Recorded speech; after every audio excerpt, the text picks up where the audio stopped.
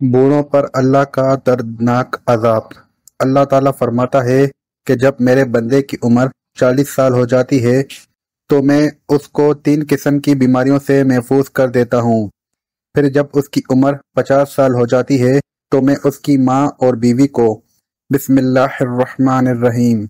ناظرین، ایک دفعہ ایک شخص حضرت علی رضی اللہ عنہ کی خدمت میں حاضر ہوا اور ان سے سوال کیا۔ اس نے کہ میرے بال سفید ہو جاتے ہیں، اس کا کیا مقصد ہے؟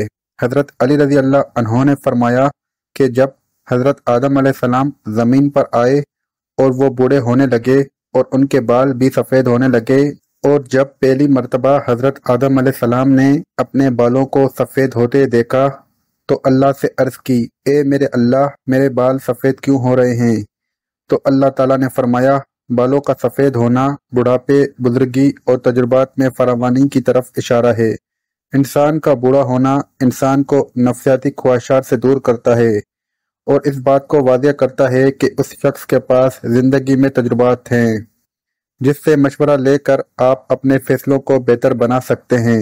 اس سے زیادہ بوڑھوں کے مشورے اللہ تعالیٰ زیادہ پسند کرتا ہے، یعنی کہ بوڑھوں کے پاس جو تجربات ہوتے ہیں وہ اچھا مشورہ دیتا ہے، اور اللہ تعالیٰ بھی ان مشوروں کو پسند کرتے ہیں۔ اسی طرح بالوں کے احکامات کے حوالے سے آپ کو یہ بھی بتاتے ہیں کہ سفید بالوں کو اکھیڑنا چاہیے یا نہیں، یا پھر بالوں کو رنگ کرنا چاہیے یا نہیں۔ عمر بن شعیب رضی اللہ عنہ سے روایت ہے کہ حضور اکرم صلی اللہ علیہ وسلم نے فرمایا، سفید بالوں کو نہ اکھیڑو، کیونکہ بڑھاپا بالوں کا سفید ہونا مسلمانوں کے لیے نور ہے۔ جو شخص حالت اسلام میں بڑھاپے کی طرف قدم بڑھاتا ہے، جب کسی مسلمان کا ایک بال سفید ہوتا ہے تو اس کی وجہ سے اللہ پاک اس کا گناہ مٹا دیتا ہے اور اس کی ایک نیکی لکھ دیتا ہے اور اس کا ایک درجہ بلند کر دیتا ہے۔ اسی طرح یہ حدیث مختلف کتابوں میں بیان کی گئی ہے۔ احادیث کی جو کتابیں ہیں ان میں بھی ان کو بیان کیا گیا ہے، اور وہ دوسری بات کرتے ہیں کہ سفید بالوں کو رنگنا چاہیے یا نہیں۔ بالوں کو رنگنا غضب کہلاتا ہے۔ رسول اکرم صلی اللہ علیہ وسلم نے سفید بالوں کو رنگنے کا حکم دیا ہے۔ سیدنا ابو ہریرہ رضی اللہ عنہ روایت فرماتے ہیں کہ رسول اکرم صلی اللہ علیہ وسلم نے فرمایا، بڑھاپا بالوں کی سفیدی کو غضب کے ذریعے بدل ڈالو اور غضب نہ لگانے میں یہودیوں کی مشابہت نہ کرو۔ اسی طرح ایک دوسری روایت ہے کہ آپ صلی اللہ علیہ وسلم نے فرمایا، یہودی اور نصرانی یعنی کہ عیسائی غضب نہیں لگاتے، یعنی تم ان کے خلاف کرو، یعنی کہ غضب لگاؤ۔ اسی طرح ایک اور جگہ بیان کیا گیا ہے کہ مہندی کا غضب لگانا یا مہندی میں کوئی چیز ملا کر سفید بالوں کو رنگ کرنا بھی جائز ہے۔ زرد غضب لگانا بھی ٹھیک ہے۔ سیدنا ابن عمر رضی اللہ عنہ سے روایت ہے کہ رسول اکرم صلی اللہ علیہ وسلم دم دباغت دیے ہوئے اور بغیر بال کے چمڑے کا جوتا پہنتے تھے، اور اپنی ریش یعنی کہ داڑھی مبارک پر آپ ورش، جو ایک گھاس ہے جو یمن کے علاقے سے ملتی ہے، اس کے ذریعے اور زعفران کے ذریعے رنگ لگاتے تھے۔ مہندی لگانا جائز کہا جاتا ہے، لیکن کچھ علماء کے نزدیک کہا جاتا ہے کہ رنگ لگانا جائز نہیں ہے، یعنی کہ مہندی تو لگائی جا سکتی ہے، لیکن جو آج مختلف قسم کی پروڈکٹ سامنے آ چکی ہیں، کیمیکلز جو ہیں جن سے رنگ لگایا جاتا ہے، جو آپ کی جلد پہ بھی لگ جاتے ہیں، اور اگر اس کو جلدی نہ اتارا جائے تو آپ کی وہاں سے جلد بھی کالی دکھائی دیتی ہے۔ اسی طرح احادیث سے معلوم ہوتا ہے کہ آپ صلی اللہ علیہ وسلم نے بعض دفعہ سرخ اور زرد غضب لگایا ہے۔ احادیث میں حضور اکرم صلی اللہ علیہ وسلم کے بالوں کو رنگنے کا بھی ذکر ہے۔ اسی طرح سفید بالوں میں سیاہ غضب لگانا جائز ہے یا نہیں، اس حوالے سے بھی آپ کو بتاتے ہیں۔ سیدنا جابر بن عبداللہ رضی اللہ عنہ سے روایت ہے کہ فتح مکہ کے دن سیدنا ابو بکر صدیق کے والد ابو قحافہ کو لایا گیا۔ ان کے سر اور داڑھی کے بال بالکل سفید تھے۔ حضور اکرم صلی اللہ علیہ وسلم نے فرمایا، اس کا رنگ بدلو اور کالے رنگ سے بچو۔ اسی طرح ایک اور روایت ہے کہ سیدنا عبداللہ بن عباس رضی اللہ عنہ سے روایت ہے کہ رسول اکرم صلی اللہ علیہ وسلم نے فرمایا، ایسی قومیں آخر اس زمانے میں آئیں گی جو کبوتر کی پپوتوں کی طرح کالے رنگ کا غضب کریں گی، وہ جنت کی خوشبو تک نہ پائیں گی۔ اس سے یہ واضح ہوتا ہے کہ کالا رنگ نہیں کرنا چاہیے، جو مختلف مہندی وغیرہ ہے وہ لگانی چاہیے۔ سیدنا ابن عمر رضی اللہ عنہ سے روایت ہے کہ رسول اکرم صلی اللہ علیہ وسلم نے غذا منع کیا ہے۔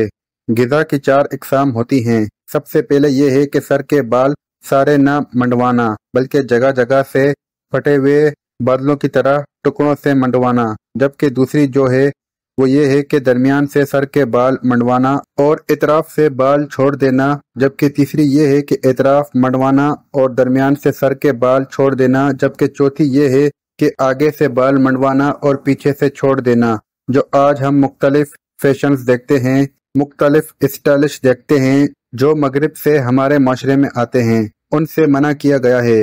علامہ ابن تیمیہ رحمۃ اللہ فرماتے ہیں کہ عدل و انصاف قائم کرنے کے لیے اللہ اور اس کے رسول اکرم صلی اللہ علیہ وسلم کی کمال صحبت اور شفقت سے انسانی جسم میں بھی عدل کا خیال رکھا کہ سر کا بعض حصہ منوا کر اور بعض حصہ ترک کر کے سر کے ساتھ بے انصافی نہ کی جائے۔ بالوں سے کچھ حصہ سر کا ننگا کر دیا جائے اور کچھ حصہ ڈانپ لیا جائے، یہ ظلم کی ایک قسم ہے۔ اسی طرح سیدنا ابن عمر رضی اللہ عنہ سے روایت ہے کہ نبی اکرم صلی اللہ علیہ وسلم نے ایک بچے کو دیکھا کہ اس کا سر کا کچھ حصہ منڈوا ہوا تھا اور کچھ حصہ چھوڑا ہوا تھا۔ آپ صلی اللہ علیہ وسلم نے ان کو ایسا کرنے سے روکا اور فرمایا تم اس کا سارا سر منڈواؤ یا سارا سر چھوڑ دو۔ اس حکم میں جو ان بوڑھے تمام لوگ شامل ہیں، صرف بچوں کی تشخیص کی کوئی دلیل نہیں ملتی۔ سائنس نے بھی مختلف ریسرچ کی ہے اور ان کے مطابق سر کے بالوں کے سفید ہونے کے 6 اسباب ہیں۔ پہلی وجہ یہ ہے کہ وراثت میں، یعنی کہ آپ کے باپ دادا سے چلتا ہوا آتا ہے، یعنی گنجا پن یا سفید بال۔ دوسری وجہ یہ ہے کہ آٹو ایمیون امراض جو کہ ایک بیماری ہے، اس کی وجہ سے بھی ہوتا ہے۔ تیسری وجہ ہے آلودہ ماحول، یعنی کہ گندگی کی وجہ سے بھی انسان کے جو بال ہیں وہ سفید ہوتے ہیں۔ چوتھی وجہ ذہنی تناؤ ہے، یعنی کہ انسان جب زیادہ سوچتا ہے یا ڈپریس رہتا ہے، یعنی ذہنی تناؤ کا شکار ہوتے ہیں، اس کی وجہ سے بھی سر کے بال سفید ہو جاتے ہیں۔ پانچویں وجہ سگریٹ کے دھوئیں کی زرد میں رہتا ہے، یعنی کہ آپ کے ارد گرد سگریٹ رہے، اس کا دھواں رہے، یا آپ بھی خود بھی سگریٹ پیتے رہیں، اس کی وجہ سے بھی بال سفید ہوتے ہیں۔ چھٹی وجہ یہ ہے کہ عمر کی وجہ سے بال سفید ہوتے ہیں۔ حضرت ابو ہریرہ رضی اللہ عنہ فرماتے ہیں کہ میں نے حضرت محمد صلی اللہ علیہ وسلم کو فرماتے ہوئے سنا ہے کہ جس مسلمان کے سفید بال ہوں وہ اپنے سفید بالوں کو نہ اکھیڑے، کیونکہ قیامت کے دن سفید بال بندے کے لیے نور بن کر ظاہر ہوں گے۔ سفید بالوں کے بدلے اللہ تعالیٰ جتنی تعداد میں سفید بال ہوں گے، سفید بال کے حساب سے اس بندے کی نیکیوں میں اضافہ کر دے گا، اور ایک بال کے بدلے اس کے گناہوں کو مٹا دیا جائے گا۔ یحییٰ بن سعید سے مروی ہے کہ میں نے سعید بن میب کو یہ فرماتے ہوئے سنا ہے کہ حضرت ابراہیم علیہ السلام دنیا میں سب سے پہلے فرد ہیں جس نے اپنی مونچھوں کو کاٹ دیا، اور آپ علیہ السلام جب بڑھاپے کو پہنچے تو آپ علیہ السلام کے بال سفید ہو گئے، تو آپ علیہ السلام نے اللہ تعالیٰ سے پوچھا ہے کہ اے میرے مالک یہ کیا ماجرا ہے؟ اللہ تعالیٰ نے آپ علیہ السلام کو جواب دیا ہے، اے میرے دوست یہ میری رحمت ہے۔ بالوں کے سفید ہونے سے انسان کی شان و شوکت، عزت و وقار بڑھ جاتا ہے اور تمام برے کاموں سے بچنے کی علامت ہے۔ حضرت ابراہیم علیہ السلام نے عرض کیا، اے میرے مولا یہ تو تیری بڑی شان ہے، اے اللہ میرے وقار کو بلند فرما۔ آپ صلی اللہ علیہ وسلم کا فرمان عالی شان ہے کہ جو مسلمان بوڑھا ہو گیا تو اس کا بڑھاپا اس کے لیے قیامت کے دن نور بن کر ابھرے گا۔ ایک بندے نے نبی اکرم صلی اللہ علیہ وسلم سے عرض کی، اے اللہ کے نبی لوگ سفید بالوں کو اکھاڑ دیتے ہیں۔ اس کا جواب سن کر آپ صلی اللہ علیہ وسلم نے فرمایا، جو بندہ اپنے سفید بالوں کو اکھاڑتا ہے تو اس نے قیامت کے دن اپنے نور کو ختم کر دیا ہے۔ حضرت ابو بکر صدیق رضی اللہ عنہ فرماتے ہیں کہ ایک دفعہ ایک آدمی نبی کریم صلی اللہ علیہ وسلم کی بارگاہ میں پیش ہوا اور کہنے لگا، اے اللہ کے رسول ہم میں سے کون سا بندہ بہتر ہے؟ آپ صلی اللہ علیہ وسلم نے فرمایا کہ جو بندہ بڑھاپے میں پہنچ گیا اور اس کی نیکیاں بہت زیادہ ہیں وہ سب سے بہتر ہے۔ اس نے پھر دریافت کیا کہ یا رسول اللہ سب سے بڑا کون شخص ہے؟ آپ صلی اللہ علیہ وسلم نے فرمایا کہ جو بڑھاپے میں گیا اور اس کے گناہ زیادہ ہوں گے۔